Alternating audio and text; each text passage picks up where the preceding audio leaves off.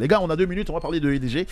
Forcément, Yacine a parlé, nous avons lu ensemble un communiqué de l'EDG hier. Ce qui est tacitement dit, et j'ai envie de répéter ici, c'est qu'il n'y a aujourd'hui vraiment pas moyen de faire face au délestage.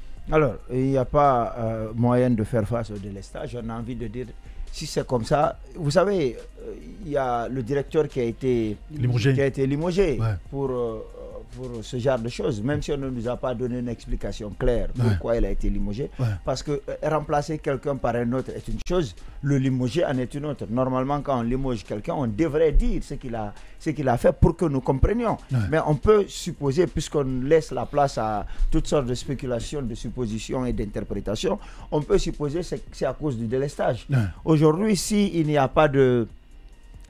encore le délestage, ça veut dire que le problème, ce n'est pas forcément le directeur. Bien. Ça veut dire qu'on ne peut pas faire face. Même ça veut dire que le problème n'était pas le directeur. Non, n'était mais c'est trop pas juste, le directeur. c'est trop tôt. Oui, c'est trop tôt. C'est trop tôt. Mais regardez le communiqué. Ouais. Pour le moment, on dit qu'il va y avoir de l'estage entre 17h et minuit. Ouais. Sachant qu'entre 7h et 17h, il n'y a pas d'électricité. Donc on te dit... c'est bizarre. Non, mais c'est ça aussi. Ouais, entre 7h et 17h, il n'y a pas d'électricité. Ouais. Et donc entre 17h et minuit, il n'y a pas d'électricité. Ouais. Donc ça veut dire que vous aurez 7 heures d'électricité par jour. Et ce communiqué-là, c'est pour éviter des manifestations. En effet. C'est la seule chose. Moi, j'ai envie qu'on s'attarde sur une déclaration. Celle de Abessila, qui dit que cette crise est une crise artificielle qui aurait été créée pour qu'on fasse revenir le bateau qui va coûter 8 millions de dollars mensuels à la Guinée. Mais il a quand même été ministre de l'énergie récemment. Et les délestages ont commencé alors qu'il était ministre de l'énergie.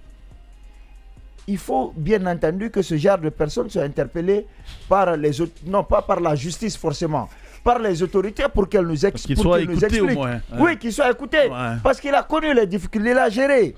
Qu'est-ce qui, peut-être qu'il a, vous savez, l'administration, je le disais, parfois on peut voir dans une administration, le secrétaire général est plus fort que son ministre. En effet. Il faut vraiment qu'il explique parce que lui, il est un expert. Il n'a pas réussi peut-être en Guinée, mais on ne peut pas remettre en cause son expertise dans ce domaine. D'accord. Qu'est-ce qui n'a pas marché avec lui? Bien. Pourquoi on a cette situation? Parce qu'on ne nous dit rien de clair. Tu entends seulement, quand il n'y a pas d'électricité, on dit à cause d'une panne, à cause d'un travail, à cause de... On ne nous dit pas qu'on n'a pas suffisamment de capacité pour faire face à... On ne nous dit pas à date quelle est la vraie capacité de tous les barrages que nous avons. Bien. Et on ne nous dit pas pourquoi on devrait envoyer le bateau et qu'est-ce que ça va arranger. Je pense qu'aujourd'hui, ce qui se passe à EDG, c'est que moi, ce que je constate, c'est que EDG, dans sa forme actuelle... On nous écrit programme de délestage. Oui. Mais c'est bizarre. Dans sa forme actuelle, EDG ne peut pas faire face à cette situation. Merci beaucoup, Yacine. Je vais écouter les autres aussi. On n'a plus que 1 minute 30. Ouais, vas-y, Yannick, je vais t'écouter en 30 secondes. Deux choses. Rapidement, s'il te plaît. Rapidement. Par rapport, n'est-ce pas, à la rupture du contrat avec K-Powership, donc le bateau turc qui était accosté dans les eaux, qui coûtait 4 millions. Qui coûtait 4 millions ici. Si désormais ce bateau-là reviendra, il reviendra beaucoup plus coûteux qu'avant. Ça, c'est 2 fois plus cher. Voilà. Donc ça veut dire qu'il n'y avait pas lieu donc, de procéder à la rupture. Et si ça a été une rupture, ça a été une rupture bête. Deuxièmement, le communiqué aujourd'hui des îles, on avait dit ici, on avait dit que déjà de ce côté là-bas, c'est fini, c'est gâté, comme ce que disent les Ivoiriens. C'est gâté, c'est gâté. Maintenant, là, qu'est-ce qu'il faut faire ici? Il faut obligatoirement trouver les moyens urgents et faire toiletter l'ensemble des structures de là-bas. Comme j'ai mais tu l'as dit hier, il faut commencer par le CA. Voilà, il faut commencer par le conseil d'administration. Et s'il n'y en a pas aussi, l'organe délibérant qui siège là-bas ici, parce que j'aurais appris que c'est une administration.